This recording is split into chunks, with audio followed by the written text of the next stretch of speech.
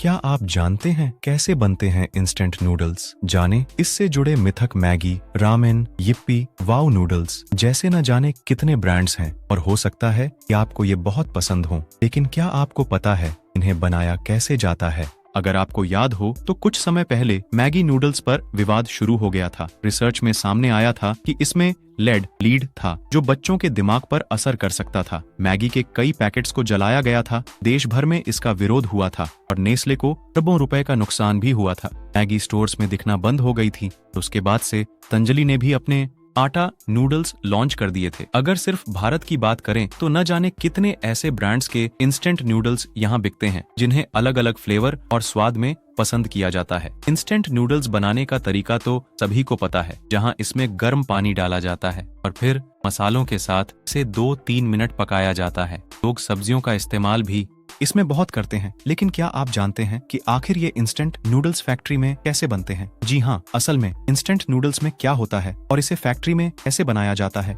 ये जानकारी भी आपको होनी चाहिए। आखिर आपके शरीर के अंदर क्या जा रहा है तो आप जानेंगे ही ना। इंस्टेंट नूडल्स के आविष्कार की कहानी भी बहुत ही दिलचस्प है। इसका आविष्कार दूसरे विश्व युद्ध के दौरान जापान में हुआ था, जहां अमेरिका द्वारा भेजे गए गेहूं के आटे का इस्तेमाल करने की कोशिश जारी थी। मोमोफुकु एंडो एक बिजनेसमैन था जो अभी तक असफल रहा था। उसे जापानी सरकार की इस पहल के जरिए एक नया आइडिया आया। दरअसल उस दौर में जापान में अमेरिका से तेल, गेहूं का आटा सप्लाई हो रहा था और विश्व युद्ध के कारण लोग भुखमरी का शिकार हो रहे थे। जल्दी से बहुत सारा आटा इस्तेमाल करने की कवायद तेज थी और लोग आइडिया दे रहे थे। एंडो को उसके सूत्रों से ये बात पता चली थी, जापानी सरकार इस तरह के तरीके खोज रही है। ऐसा कहा जाता है। ये सुनकर एंडो खुश हुआ और कई दिनों तक वो गायब हो गया। लगभग साल भर तक गायब रहने के बाद अचानक 1968 में वो सामने आया और तब उसने अपने आविष्कार चिकन रामेन के बारे में बताया, जिसे सबसे पहला इंस्टेंट नूडल्स माना जाता है। इसके बाद एंडो फेमस हो गए और लगातार इस पर काम करते रहे।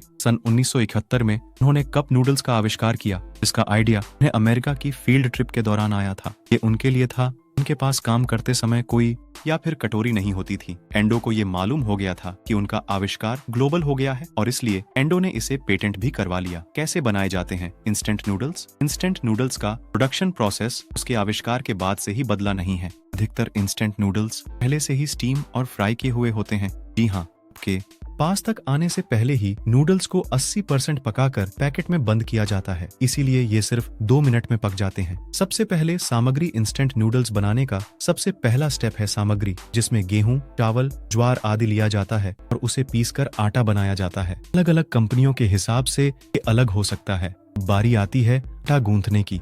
ये ठीक वैसा ही है जैसा आप घर पर आटा गूंथते हैं। आटा गूंथने के लिए बड़ी बड़ी मशीनें इस्तेमाल की जाती हैं और इसमें पानी मिलाया जाता है, लेकिन यहाँ पर हाइड्रेशन का ख्याल रखा जाता है, क्योंकि अगर पानी और आटे का अनुपात 1% भी बिगड़ा, नूडल्स की इलास्टिसिटी खत्म हो जाएगी। इसी प्रोसेस में आटे में नमक, अनसुई अल्कलाइन सॉल्यूशन जिसमें सोडियम कार्बोनेट शामिल होता है, इसके कारण ही नूडल्स में चिपचिपापन आता है और ये देखने में भी अच्छे होते हैं। अब किया जाता है रोल। अब आटे में नमक मिलाकर उसे बड़ी बड़ी मशीनों से रोल किया जाता है और वही मशीन इसे नूडल्स के आकार में काटती भी है। ये धीरे धीरे नूडल्स का शेप ले लेता है। बारी आती है स्टीम और फ्राई करने की।